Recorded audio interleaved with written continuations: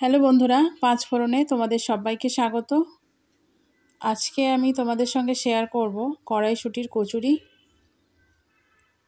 অবশ্য এর আগে বাড়িতে অনেকবার বানানো হয়ে গেছে, কিন্তু এই শীতের মরশুমে এই প্রথম আমি শেয়ার করছি তোমাদের সঙ্গে।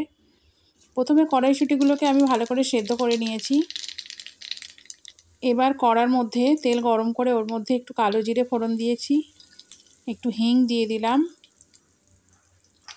আর একটু গ্রেট করে রাখা আদা আর কাঁচা লঙ্কাও দিয়ে দিলাম।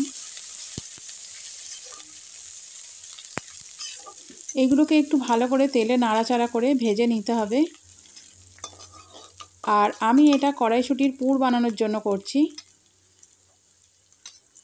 তো দেখো, আদাগুলো ভালো মতো ভাজা হয়ে গেছে। এবারে আমি কড়াইশুঁটির পেস্টটা দিয়ে দিলাম।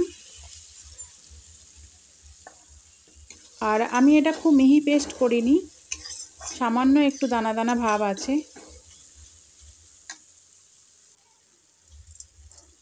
এবার এর মধ্যে আমি একটু চিনি দিয়ে দিলাম, একটু নুন, সামান্য একটু হলুদ গুঁড়ো। এটাকে এবার ভালো করে একটু নেড়ে দিচ্ছি আমি। যেহেতু কাঁচা লঙ্কা গ্রেট করে দেয়া আছে, এবার ঝালটা যে যেমন খাবে সে সেরকমভাবেই দেবে। তো এখানে দেখো, পুরটা প্রায় রেডি, কড়ার গা থেকে উঠে আসছে। এটা আমাদের একদম রেডি হয়ে গেছে। এবারে আমি এখানে ময়দা না, আটার লেচি করেছি, আটা দিয়েই করব। তো এবার এর লেচির মধ্যে আমি ভালো করে পুরগুলো ভরে নেব। তো দেখো কেমন করে পুরটা ভরছি তোমাদের সঙ্গে শেয়ার করছি।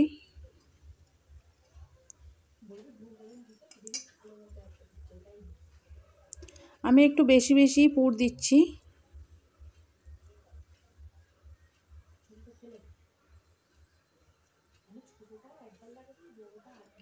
আর পুরটা ভরার পরে হাতের মধ্যে একটু চেপে চেপে নিতে হবে, যাতে বেলার সময় বেরিয়ে না যায়। তো আমার এখানে লেচিগুলো পুরো পুর ভরা হয়ে গেছে। তো চলো, একটা আমি তোমাদের সঙ্গে ভালো করে বেলে শেয়ার করে দেখাচ্ছি কেমন করে বেলতে হবে। যেহেতু আটা, তো খুবই নরম।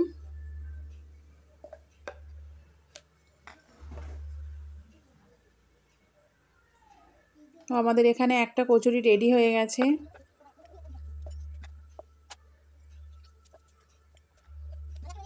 এরকমভাবে একে একে আমি সব কচুরিগুলোই রেডি করে নিচ্ছি। আর আমাদের বাড়িতে একটা ছোট্ট পুচকে আছে, সেও ওই ভিডিওর সময় ক্যামেরার সামনে এসে বারবার হাত দেখিয়ে যাচ্ছে।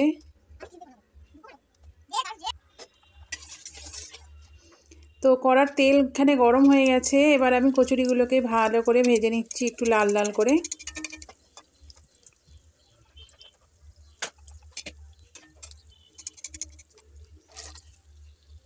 একটা কচুরি রেডি হয়ে গেল।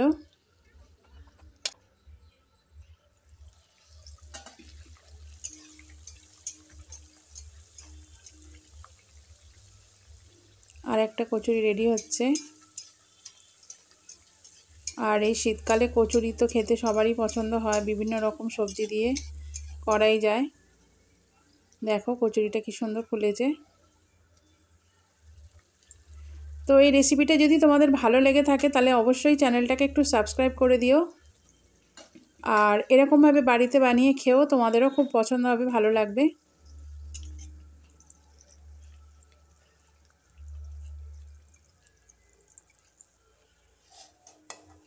আর কচুরির সঙ্গে খাওয়ার জন্য আমি আগের থেকে আলুর দম বানিয়ে রেখেছিলাম, তো সেইটাই আমি এখানে সার্ভ করে দিয়েছি।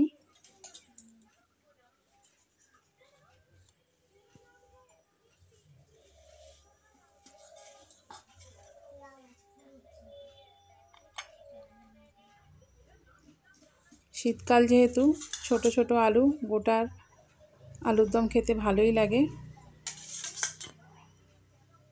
ভিডিওটা দেখার জন্য ধন্যবাদ।